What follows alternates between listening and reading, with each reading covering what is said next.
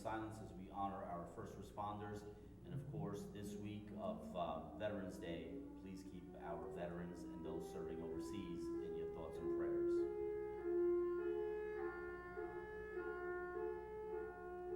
Thank you. Good evening and welcome to November. I hope everyone had a great Halloween, a happy and safe Halloween. It's been a busy month and we're getting into the busy season as well. I'm going to just talk about a couple of the things that have been going on around the village for the last couple of weeks and with the board, and then my colleagues here on the board will do the same as well. If you have not heard, our championship Mineola High School marching band once again took first place up at the New York State Field Band Championships this past weekend. We will have them here at our annual ritual of honoring them. This is, I believe, 2 in a row and 3 out of the last 4 years that they've gone upstate and competed in the show. This year was really remarkable. So congratulations to everyone involved, but most especially to the students for once again putting Mineola on the map. As far as success goes on the athletic side, we also have had a very successful fall season at Mineola High School. The boys varsity soccer team are playing in the Nassau County Championship game as we speak at Mitchell Field. If they win this evening, then they will play in the Long Island Championship. This is the first championship that the boys soccer team has been in since 2005. The girls volleyball team is in the semifinals of the Nassau County Class A playoffs. If they win tomorrow, the game Thursday, November 2nd at Clark High School, if they win tomorrow against Seaford, then they will be in the Nassau County Finals early next week. I believe Tuesday will be the game. And that would be the first time since I can remember that we would have had 2 teams in the county finals in the same season. It's very impressive. And although they don't have the name of Mineola, I do want to recognize that Carl Place High School, where some of their key players do hail from that little section of Mineola that goes to Carl Place, they just clinched the Long Island Championship in soccer yesterday, so congratulations to them as well. This past Saturday, I had the opportunity to finally dedicate our new to us engine from Company 3, new to us because we bought it from the Syosset Fire District, so although they had used it, and we saved a lot of money by buying it, gently used, pre-owned, if you will, and so it was great. Syosset was there with the new engine that replaced this one, as well as our fire department and visiting fire departments as well for the wet down and the baptizing, if you will, of the 166 engine for Company 3. And that's it. Deputy Mayor. Thank you, Mayor. Hello, everybody. I hope everyone had a wonderful Halloween. Last Friday night here at Village Hall, we had a wonderful Halloween. It was a great party, well attended. Everybody looked amazing in their costumes. It was so much fun. We had rides and ices and food and music and all of it. So I wanted to thank our rec team, Marta and Anna. They did an amazing job. They really went above and beyond. We had people cooking hot dogs and everything you could think of. It was beautiful weather. It cooperated with us too, so that was great. So it was just great. So thank you to those girls for going above and beyond and making it a wonderful holiday for all of the kids in our village. On Thursday, before Halloween, we had a grand opening, a ribbon cutting of Go Greek right here on Mineola Boulevard. It is a delicious Greek restaurant that was from a neighboring village, and they've decided to move to Mineola. So we welcome them. Their food is delicious. I highly recommend you go over there and try it. They're open Monday through Friday, and they are on Mineola Boulevard. It is restaurant week, I believe, this week or next week in Long Island, and I'm not sure who in Mineola is part of that restaurant week, but I think you should look it up and support local. We have really delicious restaurants. We have a wide variety of cuisines right here in our village, so support local because you won't be disappointed. And coming up is Veterans Day, which is actually the 11th, but Village Hall will be closed on Friday the 10th in observance of it. I believe that's a national observance, is Friday. And because of that, there will be a change in the sanitation schedule. There will not be pickup on Friday, so please check your sanitation schedules because Friday is a holiday. And Veterans Day is actually on the 11th, so on the 11th at 11 o'clock, 11:11, we will be having a brief Veterans Day ceremony in Memorial Park. We hope you come and join us and our veterans, and we honor all those who fight for our country. And that's all I have. Thank you. Thank you.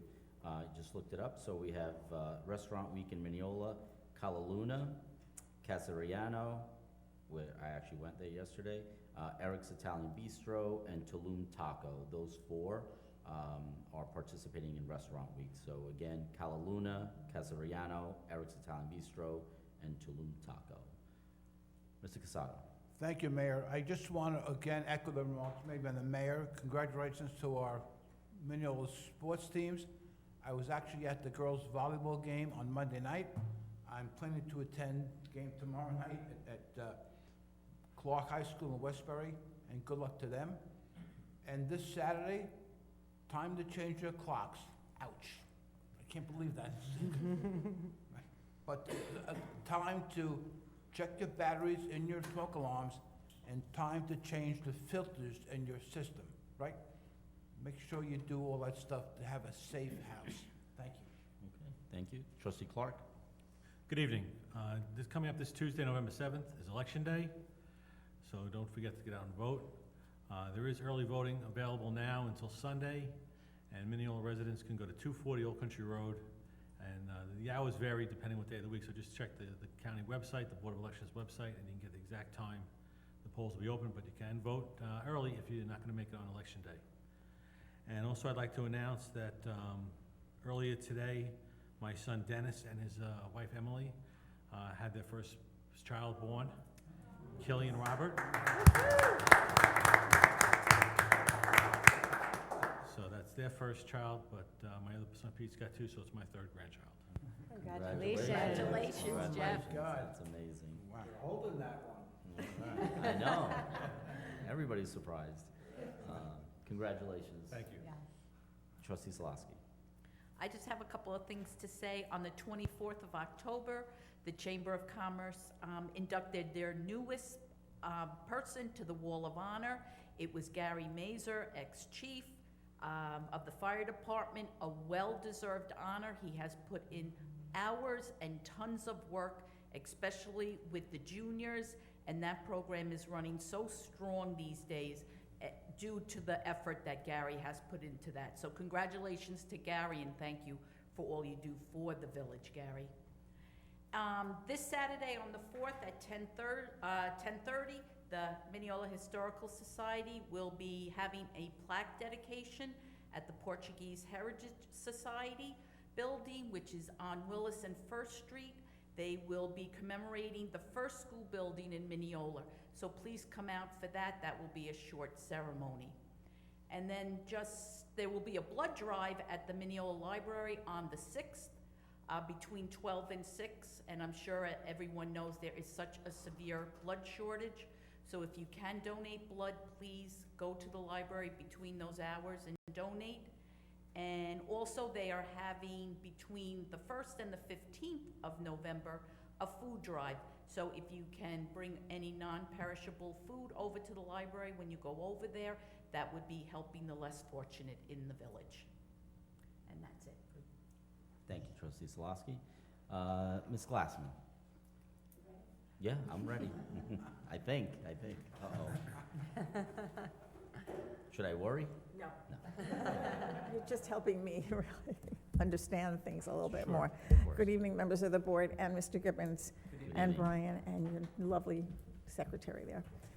Thank you for Brian he came to help me out a little bit to understand some of the terminology I did not. Sure. But I'm seeing a lot of interaction on Mineola moms and dads, and I don't think anybody is clear on a few issues. And I was hoping maybe we could make it easier for everyone, and then the questions wouldn't continually come up. For instance, which roads belong to the district's jurisdiction and which do not? Could we list them, for instance, saying Nassau County roads in Mineola are bing, bing, bing. the state roads responsibility for roads A, B, C, and D, and then the rest are all Mineola. Because I see a lot of griping about potholes and different things that aren't being done, and we aren't living up to our potential. And I know that we've talked about them here, but not everybody comes. Not everybody watches the reruns on the TV. And I think it would just make it easier to say, look, guys, here's the website, and here's where you find it. Now go to complain to the county or the state if you have issues, because they're above and beyond what we are capable of doing. That's a great point. Ms. Glassman will certainly take that under consideration. You know, some of those roads are obvious, right? Mineola Boulevard and Willis, but there are ones that when I tell people that they are county roads, like Westbury Avenue, for example, or Sheridan. Well, Sheridan was a shock to Yeah, me. it's a shock to some people. I think Nassau Boulevard is, Main Street, you know, obviously First Street, Second Street. So some of them are surprised. Certainly, I think that that's a great idea, but two things that I want to add. Number one, not only do we now just televise these on Channel 18 and they rerun, we also have them up on YouTube now, so people can watch them, and thank you to Linda for doing that.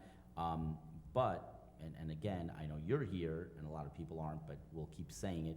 We have this app called My Mineola app, the GoGov app, where people can put in complaints like a pothole, and if that pothole is on a county or state road, we will tell that person, You'll refer. hey, we'll refer it, or we'll follow up. But yes, it's part of it is an education, but that is not a that's a good idea. And But it we'll would see how we can. eliminate- But I will say this, that we'll put it up on the website, and people won't look for it, and they'll still, you know, they'll go on whatever Mineola moms and dads and still say, there's a pothole on Mineola Boulevard, when is this village gonna fix Well, it? even if we could stop 2 or 3 of the calls Right. to first come here to then be Yeah. referred, it's a beginning, and then maybe eventually it will catch on. But I also wasn't so positive about which was which, so I couldn't say too much until I was positive about which roads were what.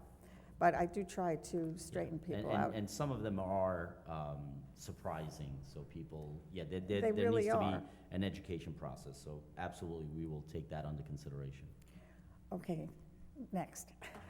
The pilot programs that the new builders are entitled to, there's an X amount of years. Is it always the same amount of years for them to then begin changing So their the- mode of payment? The IDA, the Nassau County IDA, the Industrial Development Agency, are the ones that grants pilots. We don't. Right, I know. We don't. And the pilots can be granted for 10 years, 15 years, 20 years, 30 years. There are plenty of 30-year pilots. What we have done as a village is we have made it clear that we will not entertain projects that go beyond a 20-year pilot. We have in the past had developers who got 20-year pilots after a couple of years tried to go back to the IDA to extend it. And the IDA has approved in other communities. What we've done is we've strongly suggested to the IDA that we do not support such an extension, and so no such extensions have been given. And you have to remember that the IDA essentially starts when the project gets approved. So many times, by the time the building is occupied, they're already into their second or third year of the IDA. So I know it sounds like a long time, but we have buildings here that are now in single digits in terms Oh, of their that's good. That was my IDA. next question. Right, so there are buildings, you know, like the Allure, for example, probably maybe 8 years left on their That's IDA, all? on their Wow, that pilot, went fast. right? I didn't think it some was that people- long. People who don't like pilots or who don't agree with the IDA, and I didn't make the law, I'm not on the IDA, we don't offer the pilots. You know, a one-year pilot is no good for them. But what we tried to do, there are pilots out there, payment in lieu of taxes, that stretch out into 30 years. Or there are other places where, specifically, not so much in villages, but in dealing with the town and the county, where they will then extend. So what we do is we make clear to anyone that comes here, you know, if you go to the IDA and you're getting a 20-year pilot by the IDA, that's all you're getting, as far as we're concerned. So, yeah, we do try to limit that. So we have 1 or 2 buildings that are close to finishing. I To mean, I me, wouldn't 8 say years they're out of very 20 is close, close, but, But they're definitely past the halfway point, you know? good, good. Okay, now on the payment that they give to the village, I know you have said in the past that we don't have carte blanche with those funds, but I think another helpful hint on the website, if possible, might be what we can, types of things we can do, or maybe what we can't do, whatever the people are looking to get done. If we, with that amount of income, if we say, no, this is what we can do with it, and this is what we cannot do with it, maybe that too would be helpful. Yeah, generally speaking, it could only be for capital improvements, so think of one-off events, turfing a field, building an amphitheater, building, you know, some kind of structure for the water department, So would it be, buying a piece of equipment for the fire department. that's So it what we can't did, be- right? It can't be for our operating budget. It Right. can't be to lower people's taxes, like we can't Right, put right. $3 million into the budget this year, Mhm. give everyone, you know, $200 back, and then next year, the $3 million aren't there anymore. And then we So have it to could- raise It could them. only be used for capital projects, and what we try to do is large projects, like when we did the park, Memorial Park, with Mhm. with the paths, the lighting, the stage. I think the price tag for that was about $2 million. Rather than bonding or borrowing for that, rather than, you know, paying for that out of the operating budget, we took this big chunk of money and did that. So yes, we are very I wouldn't say we're very limited. We are limited Right, as to how we can use it. And that's the same thing for when we get grants or we get community benefits funds from the railroad, for example, because of the third. well, I remember you've yeah. stated this before, Yeah. but I'm thinking that maybe it should be put elsewhere. Yeah, we So- can't use it to pay salaries, for example. Right. You know, things of that But nature. I don't think a lot of people are watching. Okay. Well, So I'll I keep think it saying needs to be in writing somewhere so that I can say, go get it, it's right there. Yeah. Well, you know, maybe what we can is look at the IDA and see if there's any language that we can put in there to, I know, really that's think it would simple, but- help. but just if anyone's listening, it would be for non-recurring, one-time capital improvement projects. So, you know, buying a fire truck for the fire department, that's a large Yes. price tag that we will have for 20 or 30 years. That would be okay. Turfing a field, fixing the pool. How about a Uh, beautification project such as the planters in front of various vendors and a Yep. committee Yeah, to spearhead would that? be, I mean, that would be a drop in the bucket, right? But we could use it for things like that, and there's grants for that, community development money can be used for that. We do have a beautification committee made up of residents that unfortunately, COVID kind of put a kibosh on that, so I'm gonna Maybe we try can to resurrect that. that. That would be as we come up. wonderful. I think it was the chamber that bought those planters, Mr. Rini, originally, or was it us? Yeah, the chamber bought those planters. The problem is a double-edged sword. They look great, and they look great if the business owners keep them up, but then they become ashtrays, they become, you know, putting my empty beer bottle in there, or, you know, Solo cup, or garbage. So it really, the intent is nice, and some businesses do a better job of. So it would be keeping up to each vendor, is what you're saying, if we Right, so put we one in can front. go, so what we did in the past with this beautification committee, we went originally and put in mums and but obviously, the maintenance part of it has to be up to the business owner. And then it becomes somewhat kind of, you know, we get stuck with it because it's dirt and people assume it's a receptacle now, and now it's just a place for us to put all our garbage. Maybe we should put more pails around, Yeah, yeah. We'll, so that it's obvious that that's where that goes and not there. Yeah, you know. Does that work? It actually doesn't work, and studies have been done Oh. with this, where in New York City, they've removed garbage cans, and they find that produces less garbage. Because people, if they don't see a garbage can, they'll normally carry whatever they have with them until they see one. When they see a garbage can, they'll put it there, but then we'll all put it there, and then it starts to pile up, the wind knocks it over.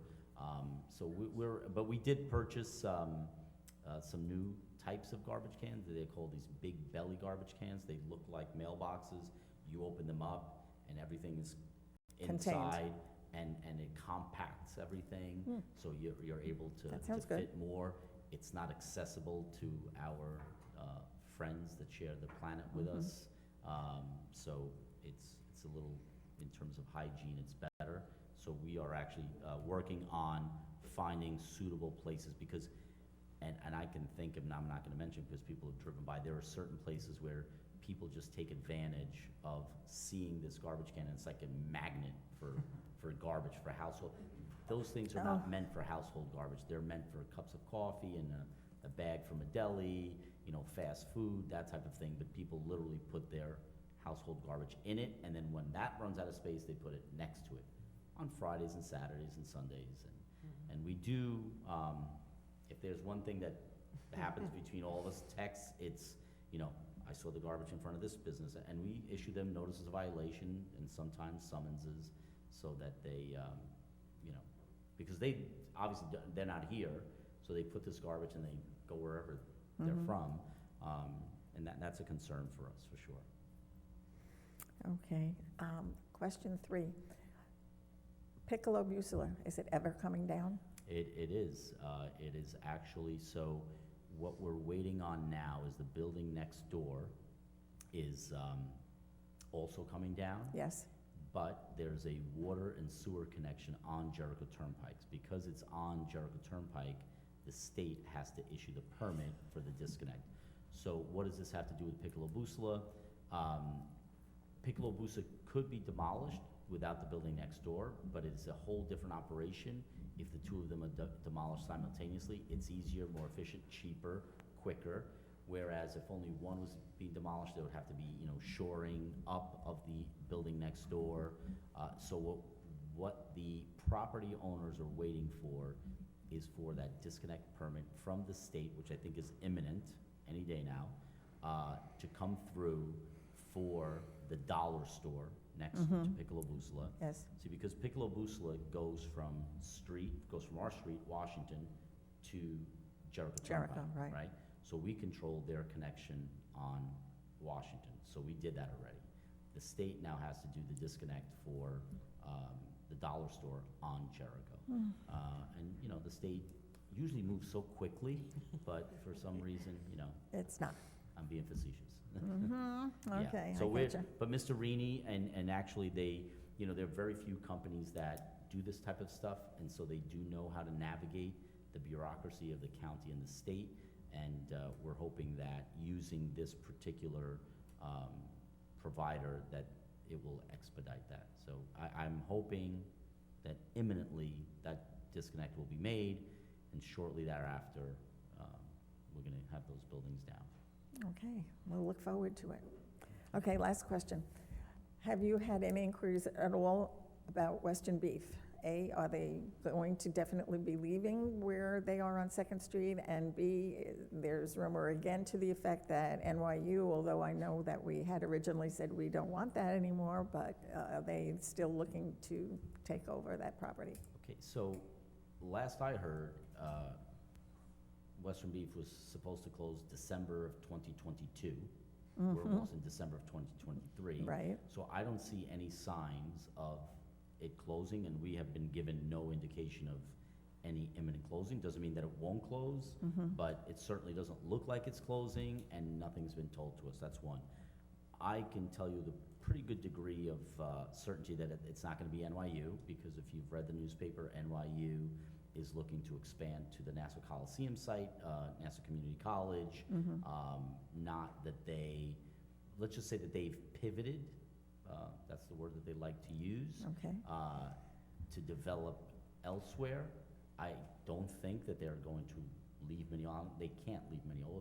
Their hospital is here, and their medical school is here, and Sears in Garden City it's just about to open. So I think there will always be an NYU Langone presence here. I just don't think that they are going to be expanding like that. So I have not heard anything about NYU being interested in that, or NYU approaching us about any major developments in the last year. We've given plenty of permits to NYU for upgrades in terms of HVAC and things of that nature, just the typical stuff, work being done at the hospital, but nothing like that. And so, yeah, I have not heard anything about Western Beef one way or the other recently. Okay. I'm happy with them there, so I have no Yeah. complaints about that. But I was just wondering if anyone else had approached the village to say if and when we'd like to come in. Yeah, people have expressed interest to develop that as residential. I'm not crazy about residential there because it is closer to the single-family area there on Roosevelt and Liberty, so I'm not crazy about it. I'm not gonna say that it's gonna be a no forever, but I certainly don't see a large-scale development. What I would like to see there is a supermarket. Too. Yeah. Okay, and the one, if I could bring up one thing that I didn't bring up earlier, but I know that you had expressed a question about, you talked about county roads. I met with the, as part of the Nassau County Village Officials Association, I met with County Executive Blakeman last week, and one of the things that I brought up to his staff is the timing of the lights on 2nd Street and Mineola Boulevard, Right. and 1st Street and Mineola Boulevard, which has been the topic of many conversations here, and any of us that have driven south, particularly on Mineola Boulevard, have experienced what seems to be one of the silliest, I don't know. Gridlock I'm not almost a all the traffic time. engineer, but it doesn't seem to make sense when I'm sitting at a red light on 1st Street and Mineola Boulevard, and there's a green light on 2nd Street and Mineola Boulevard, and nobody there, and then vice versa. So after I spoke to them last Thursday, Friday, we got an email that they are tweaking it, they're changing the timing, they're going to evaluate it, and they will get back to us. We don't know exactly what that means. They were kind of short on specifics, but at least there's a dialogue, there's a conversation going on, and hopefully they will, it doesn't take literally a rocket scientist to see that the timing is not working. So, yeah, so, and again, county road, 2 county roads. Exactly. 3 And county roads. 'Cause I you have really Mineola don't Boulevard, think- 1st Street and 2nd Street, all county roads, their intersection, their traffic lights. We can only suggest and put pressure. I understand, I get it, but I know a lot of Mineola residents do not, and they just complain and don't understand. So to save everyone a little heartache I and have solve. no problem with complaining as long as they're complaining to the right person. So in this case, please complain to the county. Call their DPW, Well, this is call, why I think it would be call their helpful. representative, and, because we certainly do, every chance we get. If they heard it from the residents, maybe it would go further, but we won't stop complaining. That's why I think it would be helpful to have a list somewhere. I mean, I would like to have one myself, just to know so that I could call the county or whoever to see about A intersection or B intersection that has nothing to do with the village. Right. And then truthfully, when someone approaches me with that same comment, I can then say, sorry, but you're preaching to the choir, you have to go over here. It has Right. nothing to do with Mineola. All So, valid points. I would just feel better. Right. So, thank you. Thank you, Ms. That's Hanson. about Anything it. else? Good night. Anything else from the board? No? Mr. Gibbons? No, Mayor, thank you. Okay. All right, I'll entertain a motion to close the public meeting. Motion. Motion by trustee Clark, second Second. by Deputy Mayor Sartori. All in favor? Aye. Any opposed? Motion carried. Thank you. Have a great night, everyone, and we'll see you at Veterans Day on the 11th at 11 a.m. at Memorial Park.